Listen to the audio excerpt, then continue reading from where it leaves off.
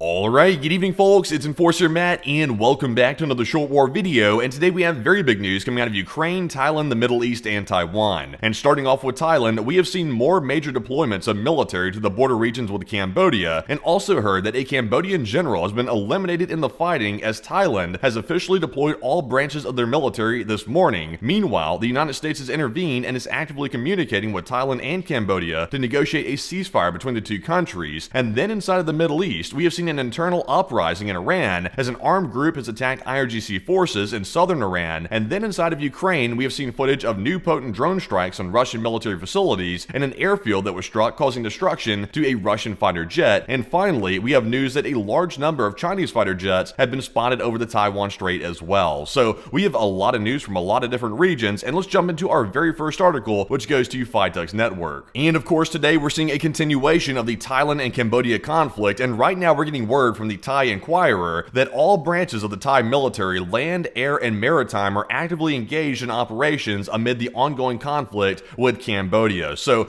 basically, to sum up the entire situation, it is still escalating dramatically today, and it looks like Thailand is deploying even more forces to go to the border and get ready to fight Cambodia, as Cambodia is also ramping up fighting on their end as well. So no signs of it really stopping at the moment, but we do have some news later on about a potential ceasefire that could be negotiated by the United States, but right now that is very uncertain, and right now it appears the fighting is going to ramp up before it actually de-escalates. So that is what we're seeing right now from the Thai side. But moving on to our next post here, this one goes to FITUX Network yet again, and we've also heard a bombshell report here that a Cambodian general was killed by artillery fire during early morning clashes with Thai forces at Phu Makhuea, according to one of their regional news outlets. So we got some more information about this individual. Apparently this is the Cambodian 7th Division Commander Duong, and I can't really pronounce his last name, so I'm not going to try to butcher it here, but apparently he was eliminated and he was the 7th Division Commander. So that is a pretty high-ranking official in Cambodia that was taken out by the Thai forces, and once again another escalation of a high-ranking official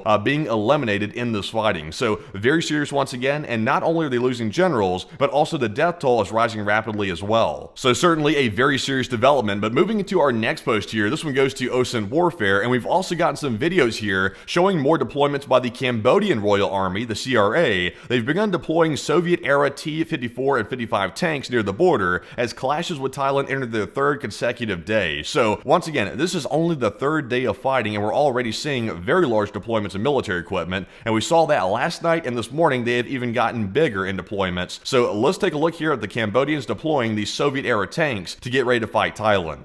So you can see right here, this is footage from the Cambodian side, and this is all of their old Soviet museum tanks right here. These are antiques, and they're bringing them out right here. And this shows you how poorly equipped Cambodia truly is. They're using very old equipment, and the Russians would be very proud of this because this is like high quality stuff according to the Russians. But as you can see right here, they're warming them up. I guess they're getting a little bit of a crash course here about how to operate the tanks once again.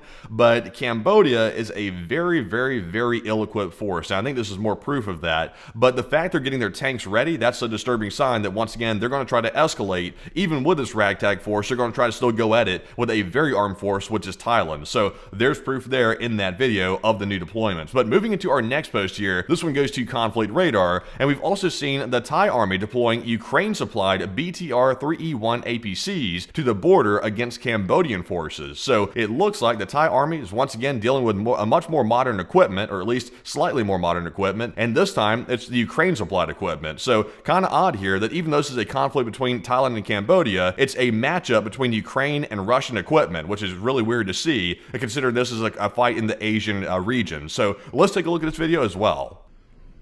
And there you see it. There are the APCs right here, Ukraine-supplied APCs. Very interesting to see that. They're parked right on the side of the street here, and it looks like they're staging to be deployed. So also, it looks like the Thai people here are very intrigued by this, because it's not very often you see the military equipment just rolling down the streets, even in Thailand. So that's quite crazy to see, and there's more proof of Ukraine-supplied vehicles being used in this fight. So also very interesting to see. But moving on from that video and on to our next one here, this one's going to go to Intel Schizo, and we've gotten some more news here about the fighter jets that are being used by Thailand on the Cambodian military sources. And right now we're seeing that apparently it's the Gripen, which is a Swedish-made fighter jet that is being sent into Cambodia to bomb military targets, and we do have a video here showing them flying over, and we've seen these videos before, but just to show you one more time that the Gripen is in an actual fighting scenario for one of the first times here that we're seeing here in Thailand and Cambodia. So let's take a look.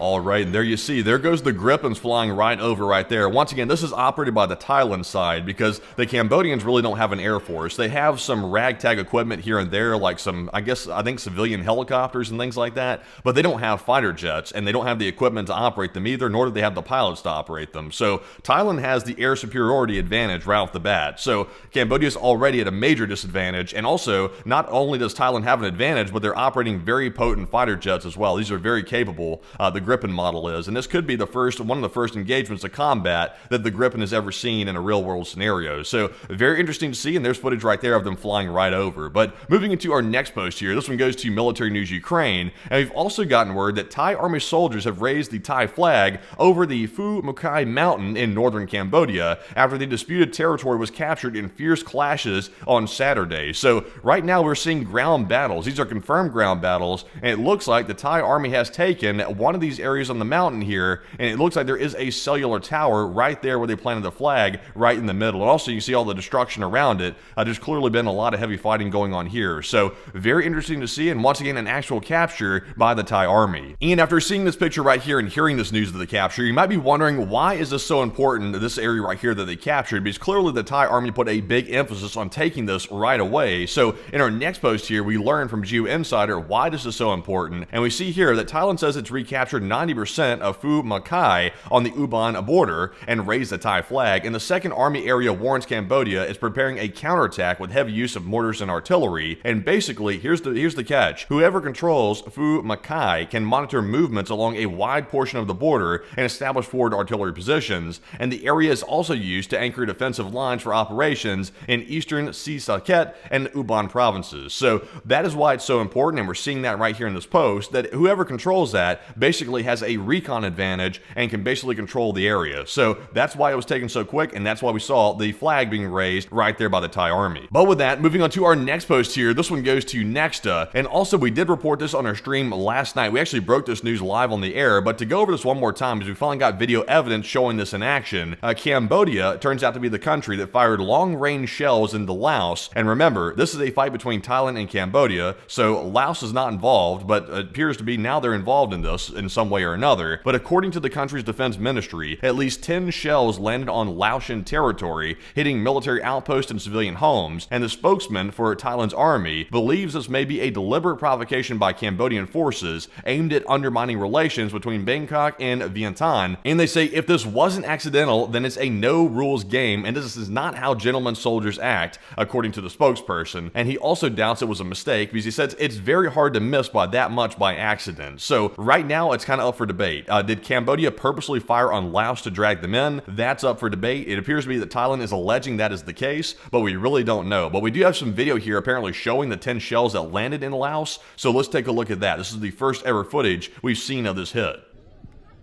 And look at that. I mean, this was some serious destruction from this. This was allegedly just 10 shells that Cambodia fired either accidentally or intentionally at Laos. Look at the destruction. I mean, there's a building on fire here. It looks like it's been ripped to shreds. There's people standing in the streets. It looks like there's wires in the street. I can't tell if that's maybe some type of electrical wire or something, but it's clearly some bad destruction. This is not something minor. So I don't know. It's kind of hard to tell. I really couldn't tell you if Laos was targeted on purpose or not. That is up for debate. But let me know down in the comments below. Do you think that Cambodia did this on purpose, or was it merely an accident that they accidentally fired 10 shells into Laos? But very odd and disturbing to see as well. But moving on to our next one here. This one goes to Phytex Network yet again. We've also gotten an updated casualty report out of Thailand and Cambodia, and we've heard that a total of 34 people have been eliminated and 164 injured, according to the recent reports by the regional media in the area. So the death toll is unfortunately rising quick, and the unfortunate part is these are mostly civilian casualties casualties from what we know so far. So that is really disturbing because once again, the civilians are getting dragged in right off the bat, like we've been saying for the last 2 days, and it appears to be that Cambodia is indiscriminately shelling pretty much all over the place, and it's leading to a bunch of civilian casualties. But moving on to our next post here, this one goes to Phytex Network yet again, and we've also heard the United States has weighed in this entire situation,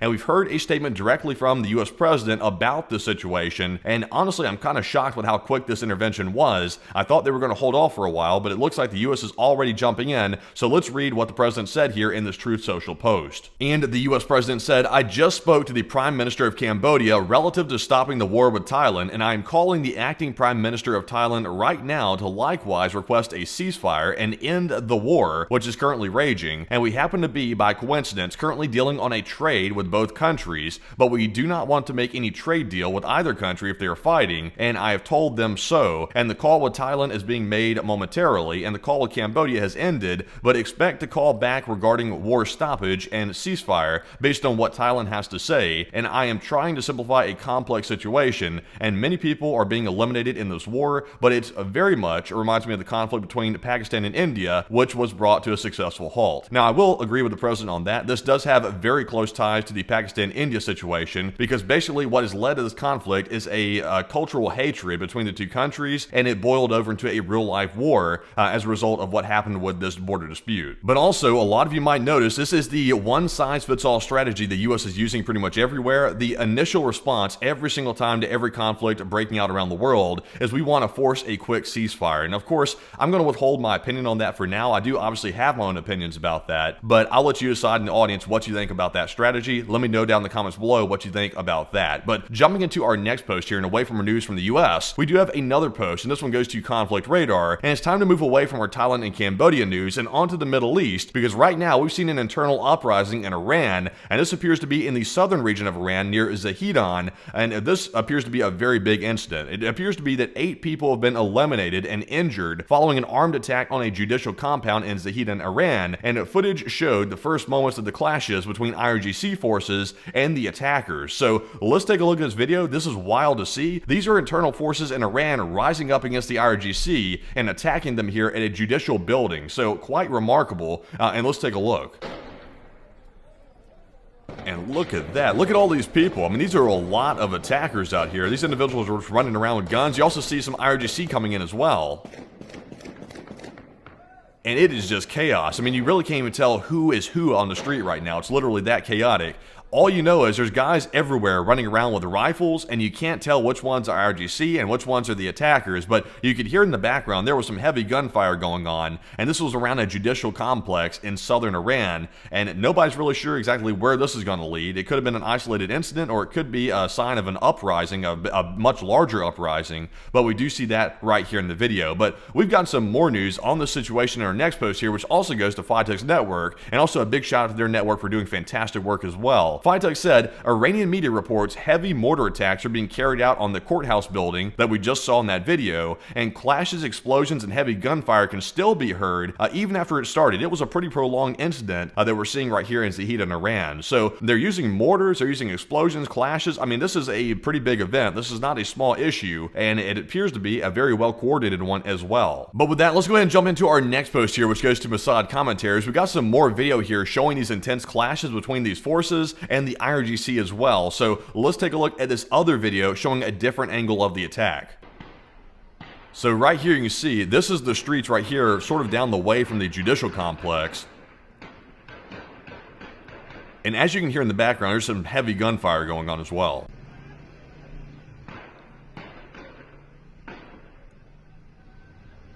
And you can see it appears to be the civilians are largely unfazed by this. They act like it's really nothing major, but you can still hear the gunfire down the street. The guy filming is mumbling something here. I really couldn't make out what he was saying. But listen to that. You can hear the clear back and forth between the gunfire. Really wild footage right there. And once again, what's even more wild is you got like just guys standing out in the street. You got looks like maybe teenagers standing out in the street here. They're obviously away from the fighting, but nonetheless, they're still in the danger zone. So, you know, crazy to see. Wild scenes coming out of southern Iran right now, and I'm really not sure what to say about how large this is going to get. Right now, we can only say it's an isolated incident, isolated to this area in southern Iran, but of course, it could be indicative of something larger. So we'll have to wait and see. But moving into our next post here, this one goes to Null Reports, and it's now time to move on to our Ukraine-Russia news, because not only is Thailand, Cambodia, and the Middle East popping off, we've got things popping off in Ukraine yet again as well. And today we've heard of a brand new Ukrainian drone attack which hit the Signal military plant in Stavropol, one of Russia's key facilities at producing electronic warfare systems for aircraft and ground equipment, including the Tupolev, and the strike likely targeted a workshop storing ready ammunition. So we have some crazy footage here showing the drone literally coming right in on the building. This is a very crucial military plant in Stavropol, and this is a doozy, so let's take a look. And look at that. There comes the Ukrainian drone. They're firing small arms at it, but they were unsuccessful. It looks like it went straight down on that building. That is the Signal building. That is the building right there that Russia uses to produce electronic warfare equipment. And we do see that right there. Look at that. Massive explosion, massive hit, a lot of smoke coming up from it, and that was a direct hit. No air defense except for small arms once again. The Russians are once again caught lacking right here in 4K HD. So you can see that right there, a massive hit by Ukraine. But let's take a look at our other video of this same hit from a different angle. So here's a different angle of the attack. You're about to see the drone come flying in right over these guys right here in just a second. And you can see right there, there's the drone. It just came into view right there, flying right over the sky. Clearly a Ukrainian drone by design. You can see that right there. And there it goes, final descent. And it hit the building right there. And once again, a lot of people standing around filming, just looking at this. It's unclear what these guys were doing just standing around, but they clearly caught a very clear angle of the thing coming in, hitting right on the building. So that is a huge catch for Ukraine. And once again, very clean strike with very little air defense holding off that drone whatsoever. So very interesting to see. But moving on to our next post here, this one goes to War Translated. And we've also seen here a bit of a different piece of news. It looks like a drone made it through in Sumy and hit the regional administration building, and it looks like civilian infrastructure was targeted and a drone struck a non-residential facility, but thankfully no casualties were reported. So let's take a look at this video. It looks like a drone did come in and hit this regional administration building in an unfortunate strike. So let's take a look. So you can see there comes a drone right there from a very high altitude coming right down, and it's clearly targeting the regional administration building. It hit around the side of it right there. And unfortunately, that one did make it through. Now, that's a rarity right there somewhat, but that one did get through. So it did hit right there on the side, and thankfully no casualties reported from that hit. But moving on here from that post, and moving on to our next one, this one goes to War Translated. And last night, we also saw a brand new strike on Russian airfields. This time, it was the Armavir airfield in Krasnodar Krai, and a Russian Su-27UB fighter jet was destroyed at that airfield, according to the Ukrainian HRU, and the base and its aircraft are mainly used for training cadets from the Krasnodar Aviation School, and local state communications in nearby towns are down as a result of this attack. So it looks like the Russians have lost yet even another fighter jet, and they're losing them by, it seems like, the dozens these days. So let's take a look at the footage. And we can see right here, there is clearly a fire, and it looks like we are looking at most likely the sign of a fighter jet right there. It looks like that must be the one that got destroyed right here in the video. And once again, the cameraman here is having a minute to try to recalibrate. It looks like, I don't know if he was lighting a fire or what right there actually, but it looks like that jet is burning, and it looks like it's probably out of commission just based on the fire that's brewing right underneath it. So not good to have fires on your aircraft. That's typically not a good sign, but we do see here, it looks like.